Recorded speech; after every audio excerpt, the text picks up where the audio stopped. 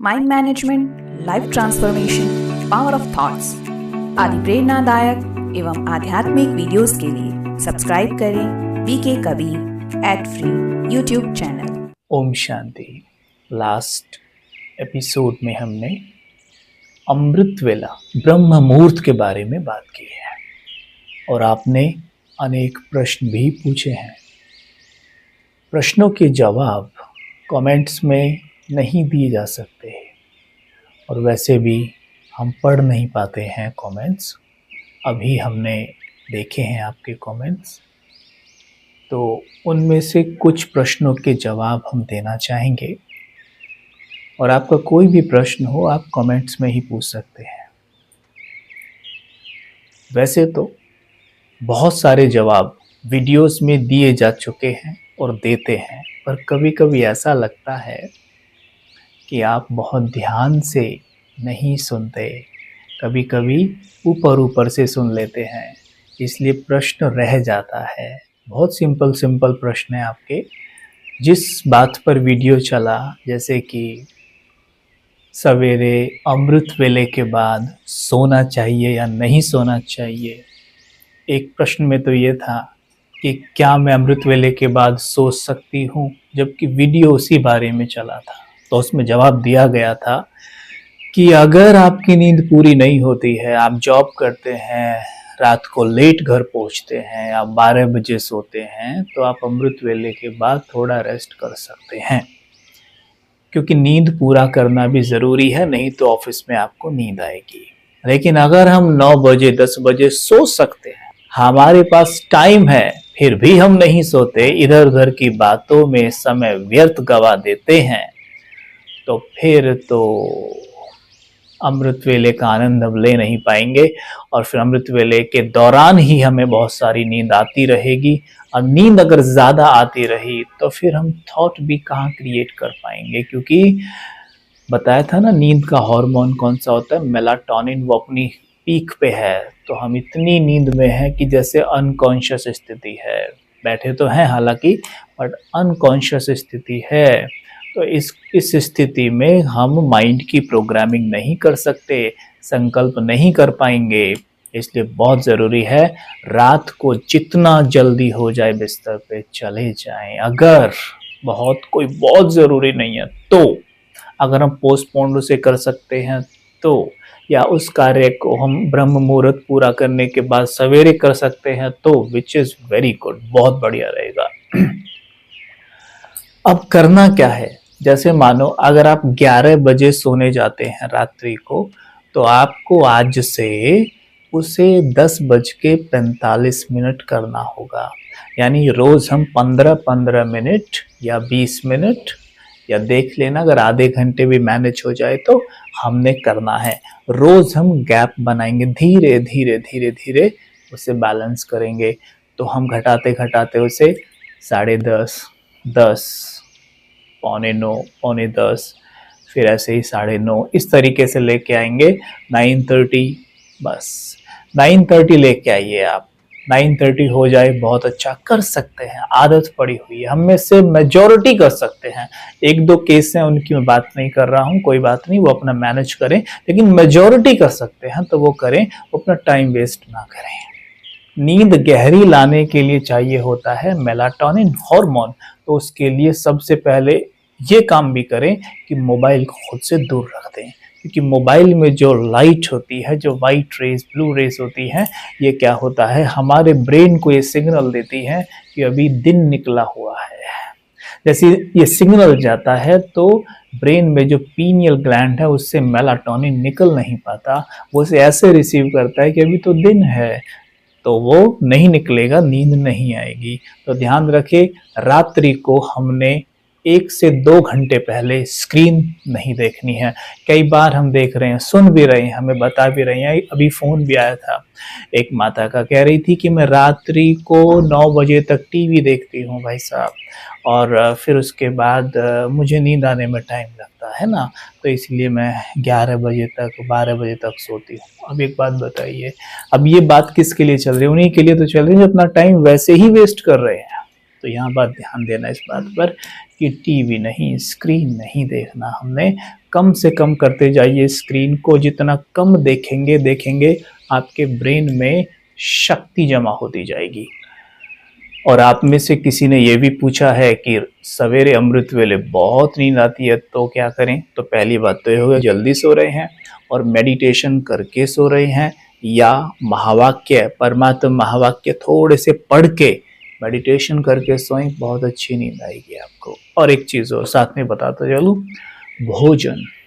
भोजन हमने late night नहीं करना है। घर में सब करते हैं, भाई सब क्या करें, उन्हें करने दो, आप पहले करो। 6 बजे, लास्ट 7 बजे आपका भोजन खत्म, उसके बाद हमने भोजन नहीं करना है। तब देखिएगा नींद भी अच्छी आएगी। कुछ कहते हैं भूखे पेट नींद नहीं आती। सो के देखिए, भूखे पेट सोने से बहुत लाभ होते हैं, क्योंकि भोजन को पचने में 8 घंटा लगता है और 8 घंटे वो भोजन के माध्यम से बॉडी हीलिंग करती है खुद की।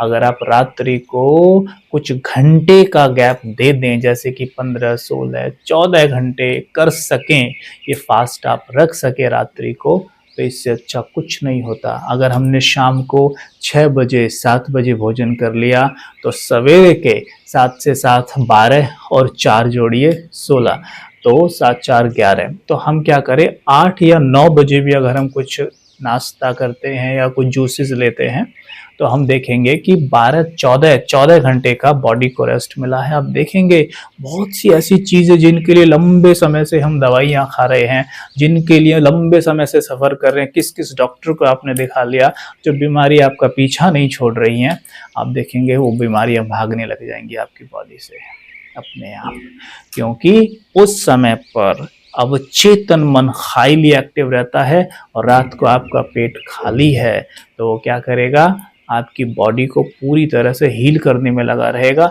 जो वो एनर्जी है ना, वो एनर्जी केवल भोजन से लड़ने में नहीं लगी रहेगी, क्योंकि भोजन तो वो पचा चुकी है, अब आपकी बीमारियों को खाने में लगी रहेगी। हम देखेंगे कुछ ही दिनों में हमारी बॉडी से बीमारियां कम होती चली जाती हैं।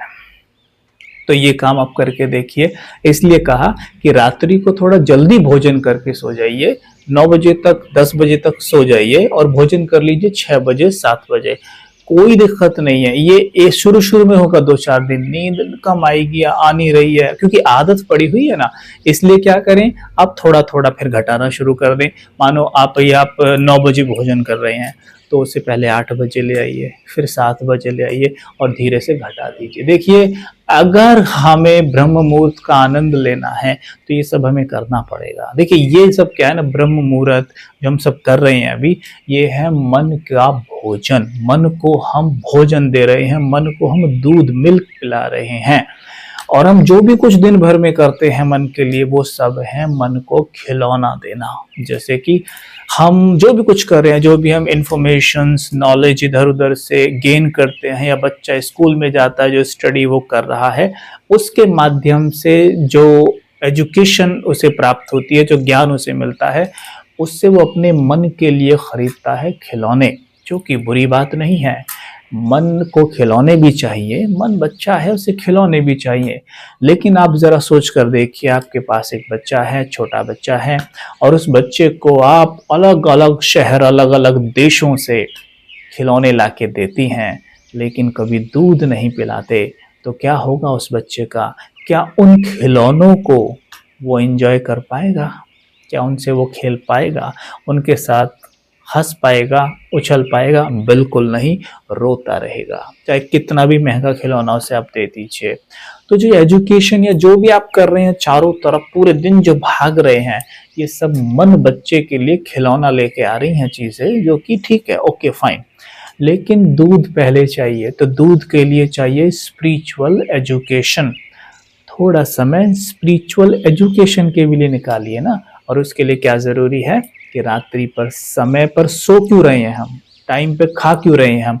अब हम इस बच्चे को सवेरे और रात्रि को सोने से पहले भोजन खिलाने की तैयारी कर रहे हैं, और ये हमें करना ही पड़ेगा, क्योंकि ये मन बच्चा ना खिलौनों से खुश होने वाला नहीं है। खिलौने तो तभी से अच्छे लगते हैं जब भोजन इसके पास होता है।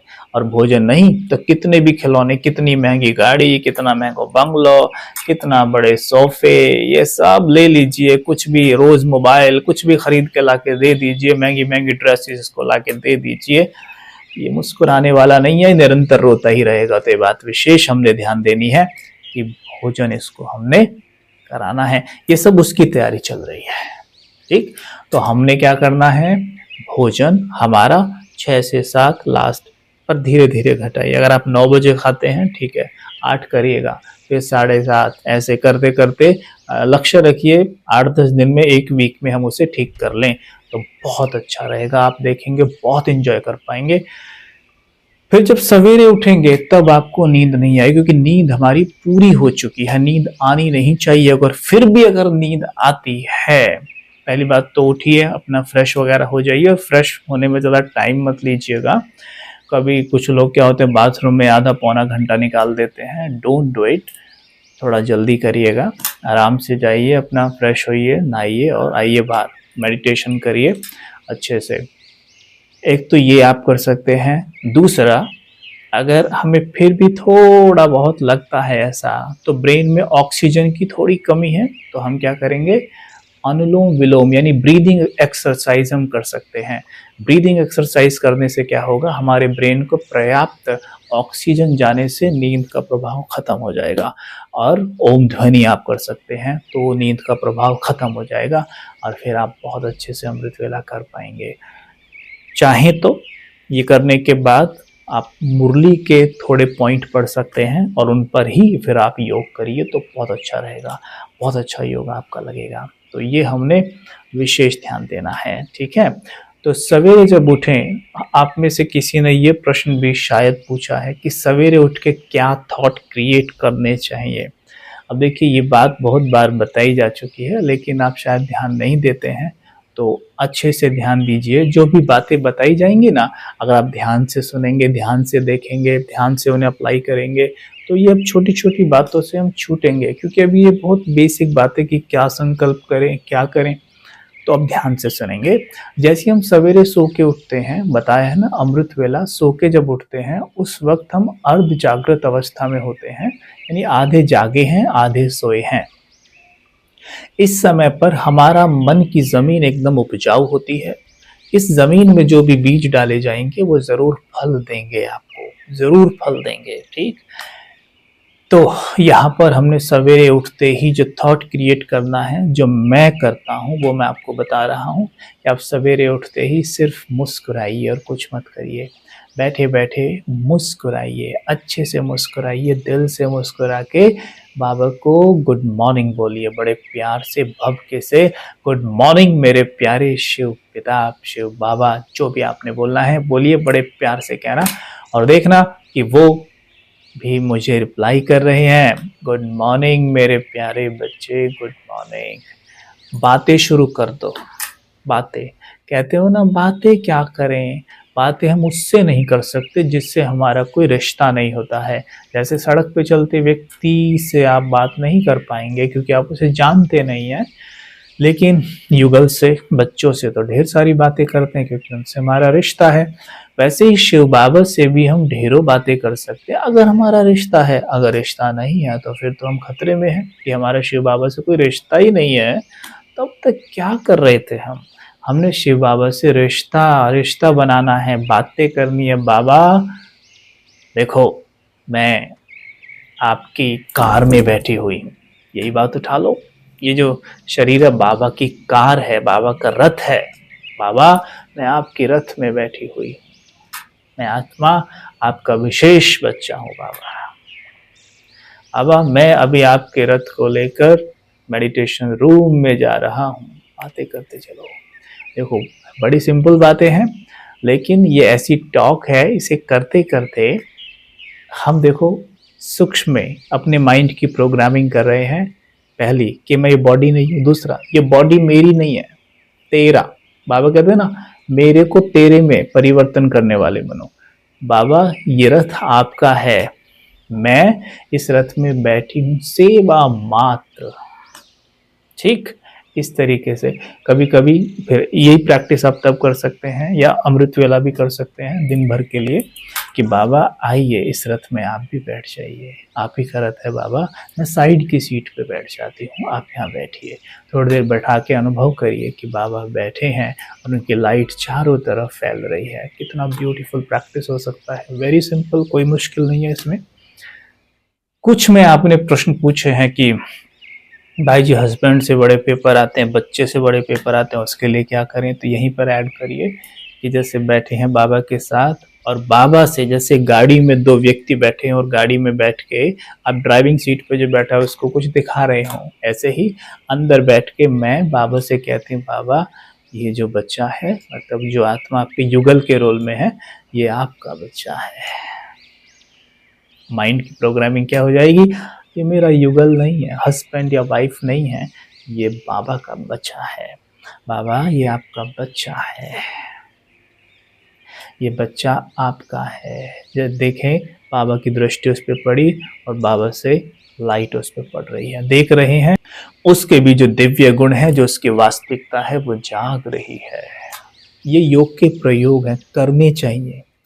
इससे माइंड की प्रोग्रामिंग, ये जितना कुछ आज हमारे आसपास हो रहा है हमारे जीवन में, सब हमारे माइंड की प्रोग्रामिंग है। जितना बार बार कहा भाई जी मेरा पति, मेरी पत्नी, मेरे पति, मेरी पत्नी, मेरे बच्चे, मेरा मेरा मेरा मेरा मेरा मेरा मेरा कह के उसको ऐसा बना दिया है कि अब वो छोड़े नहीं छूटती चीजें।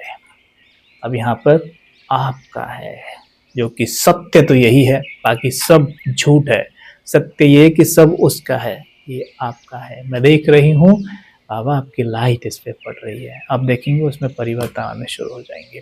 संकल्प करें कि मैं मास्टर सर्वशक्तिमान हूँ। देखें इस रथ के चारों तरफ सर्व शक्तियों का गोला बना हुआ है और ये शक्तियां चारों तरफ फैल रही हैं। देखें कि जो विघ्न मेरे जीवन में आते हैं वो छोटी छोटी बॉल्स के रूप में मेरे चारों तरफ है। यहाँ से लाल प्रकाश निकलता है, इन छोटी छोटी बॉल्स को